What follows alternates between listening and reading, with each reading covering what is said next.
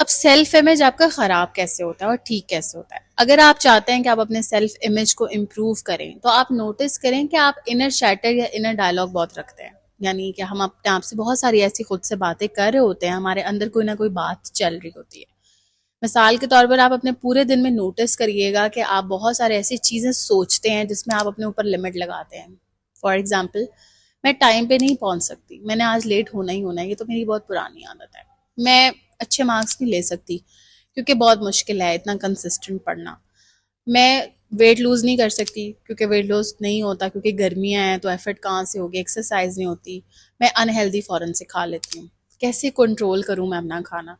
ये सारी चीजें लेबलाइज करते हैं हम खुद पे एक बोझ डाल देते हैं just because of our own thought process.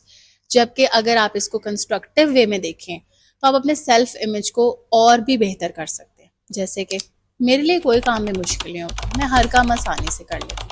I know ये बोलते हुए आपको रेजिस्टेंस आएगी, आपको लगेगा कि इतना भी आसान नहीं है। ये है आपकी इनर चैटर। अब इस इनर चैटर के साथ आपने खुद को पॉजिटिवली इंगेज करना है। ये जो आपकी अंदर की आवाज है ना, इसके साथ आपने दोस्ती करनी है।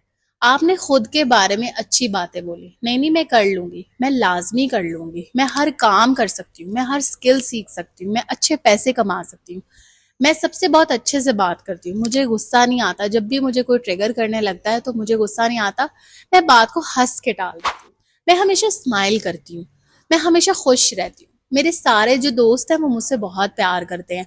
अगर किसी को मुझसे गलत फहमी हो भी जाएगी तो मैं बात को क्लैरिफाई कर लूंगी। मैं अपने रिलेशनशिप्स को काबू में रखूंगी इस तरह से कि मैं उन्हें नाराज नहीं होने दूंगी, लेकिन मैं उन्हें उनकी मर्जी से जीने दूंगी। मैं खुद को कंट्रोल करूंगी लेकिन दूसरों को कंट्रोल नहीं करूंगी। क्या आप ये सोचते हैं? नहीं तो आज से सोचना शुरू कर दें। आप अपने सेल्फ कॉन्सेप्ट को स्ट्रॉन्ग करें, क्योंकि हम इंटरनल थॉट प्रोसेस से पहले होके गुजरते हैं और हम दूसरों के बारे में या सिचुएशंस के बारे में सेकेंडरी थॉट रखते हैं। पहला थॉट हमारी अपनी जात से होकर गुजरता है। तो इफेक्ट कौन होता है? आप खुद इफेक्ट सबसे पहले होते हैं। सेल्फ कॉन्सेप्ट सिर्फ ये नहीं है कि आप अपने बारे में क्या बिलीव रखते हैं, ये भी बताता है कि आप दूसरों के बारे में, अपने आसपास के वर्ल्ड के बारे में कैसा परसेप्शन रखते हैं। तो अगर आपका परसेप्शन अपने बारे में ठीक होगा ना, तो आपका अपने सर्कमस्टांसेस और लाइफ के बारे में परसेप्शन ठीक होना शुरू हो जाएगा।